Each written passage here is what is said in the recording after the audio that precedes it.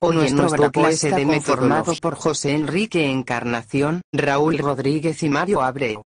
Vamos a hablar sobre los métodos particulares aplicados a los diferentes tipos de ciencias.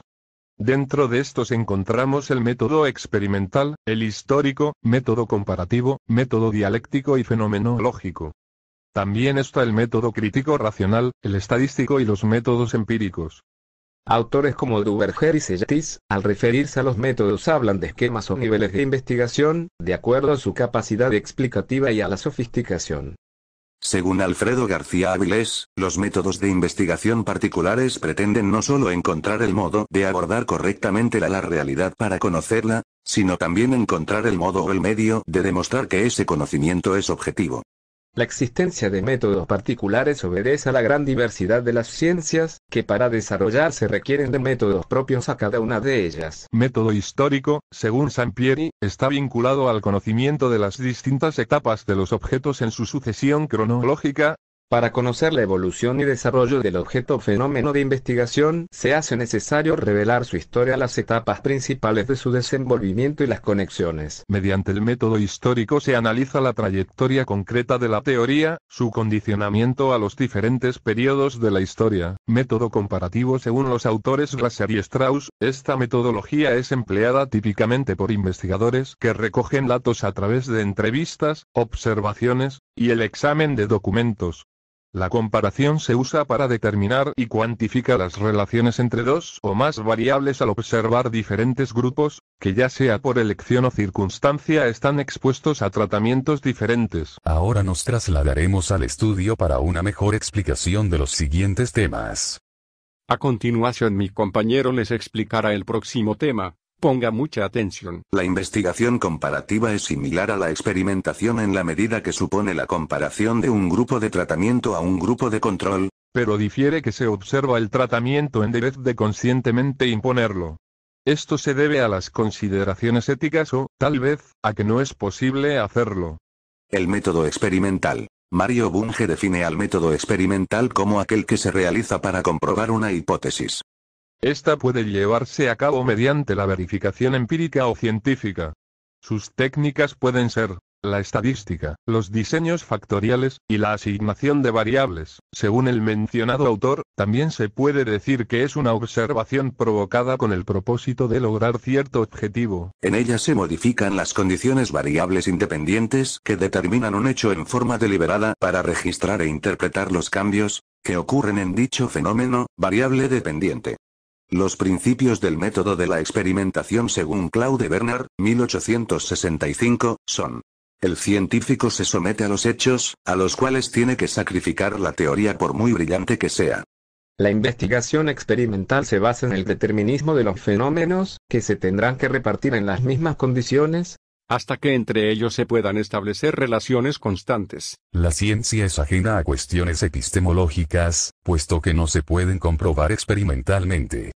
Método dialéctico para Marx. Este método plantea la unidad de la investigación histórica y de la exposición lógica de los resultados obtenidos, siguiendo la línea concreto abstracto concreto. El conocimiento parte de las contradicciones de la sociedad real. Para Marx, la lógica dialéctica de conceptos y categorías está estrechamente vinculada a la historicidad de la sociedad. Según Platón, la noción de dialéctica tiene varios sentidos en la filosofía platónica, pero los más importantes son los siguientes. Es una actividad cognoscitiva. Su objeto es el conocimiento del mundo inteligible, de las relaciones existentes entre las ideas. Su aspiración última es el conocimiento de la idea de bien.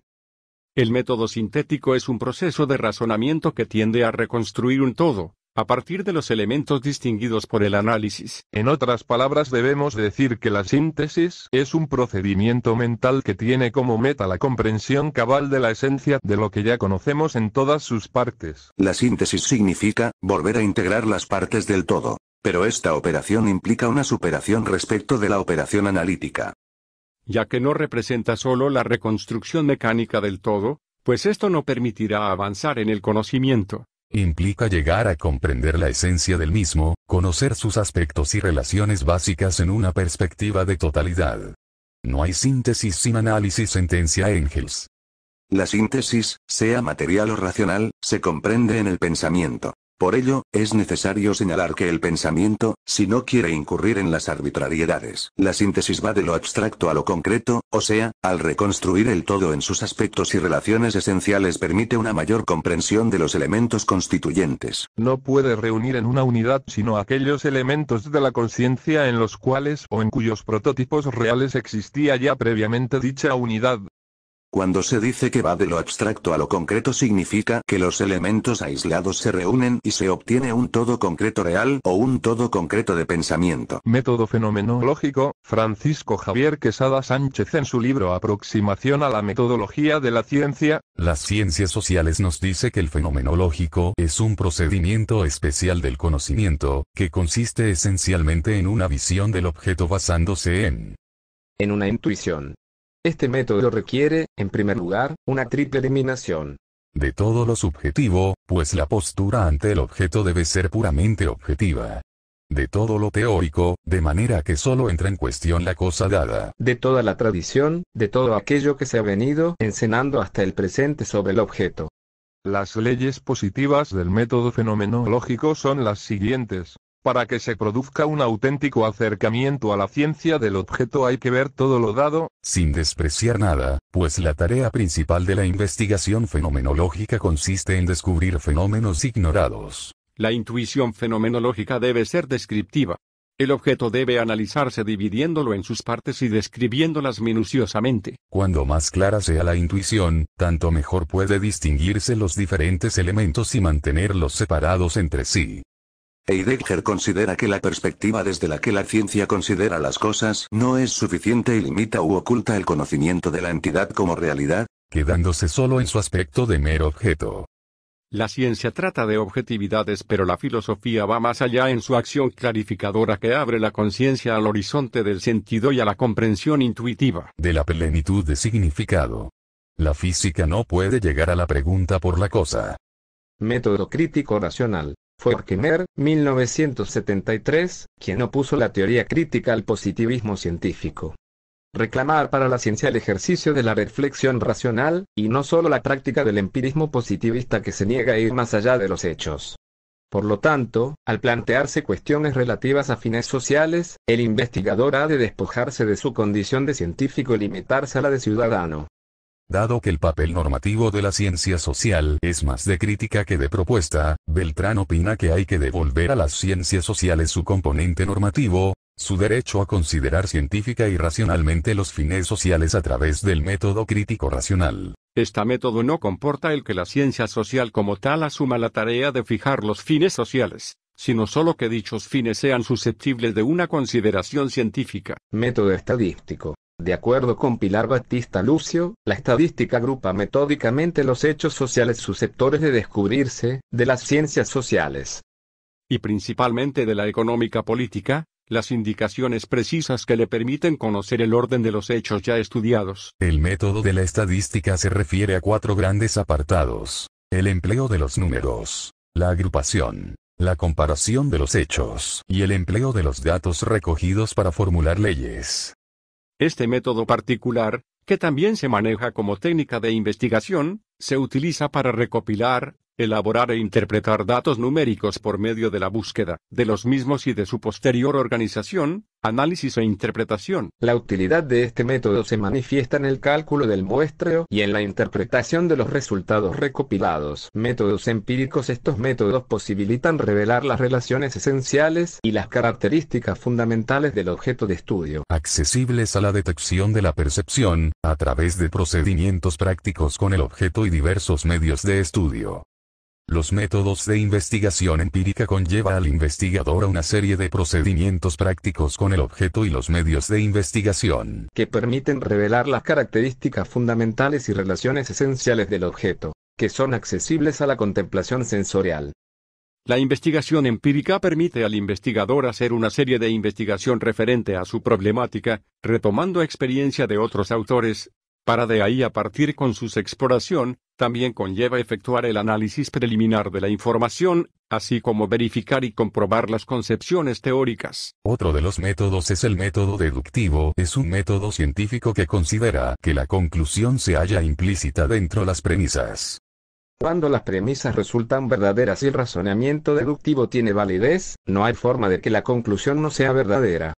Las primeras descripciones del razonamiento deductivo fueron realizadas por filósofos en la antigua Grecia, entre ellos Aristóteles. El método deductivo logra inferir algo observado a partir de una ley general.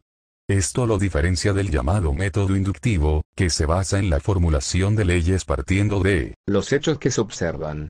Hay quienes creen, como el filósofo Francis Bacon, que la inducción es preferible a la deducción, ya que permite trasladarse desde particularidades hacia algo general. Al hablar de este citado método deductivo tenemos que subrayar que el mismo, en el que el pensamiento va de lo general a lo particular, hace uso de una serie de herramientas e instrumentos que permitan conseguir los objetivos propuestos de llegar al punto o esclarecimiento requerido. El método deductivo puede dividirse según resulte directo y de conclusión inmediata o indirecto y de conclusión mediata. En todos los casos, los investigadores que apelan al método deductivo empiezan su trabajo planteando supuestos, coherentes entre sí, que se limitan a incorporar las características principales de los fenómenos. Ahora hablaremos sobre el método inductivo. O inductivismo es aquel método científico que obtiene conclusiones generales a partir de premisas particulares.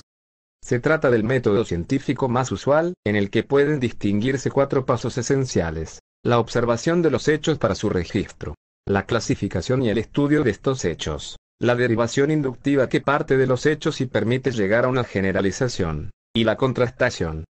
Esto supone que, tras una primera etapa de observación, análisis y clasificación de los hechos, se logra postular una hipótesis que brinda una solución al problema planteado.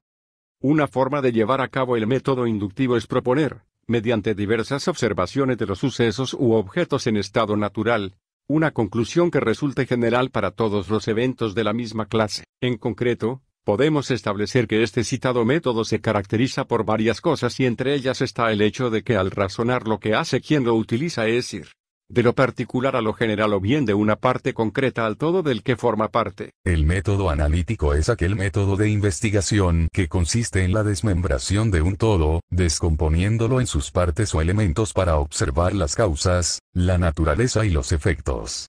Es necesario conocer la naturaleza del fenómeno y objeto que se estudia para comprender su esencia. Este método nos permite conocer más del objeto de estudio, con lo cual se puede explicar, hacer analogías, comprender mejor su comportamiento y establecer nuevas teorías. Hasta aquí nuestra exposición sobre los métodos particulares, esperamos que hayan entendido y muchas gracias por su atención.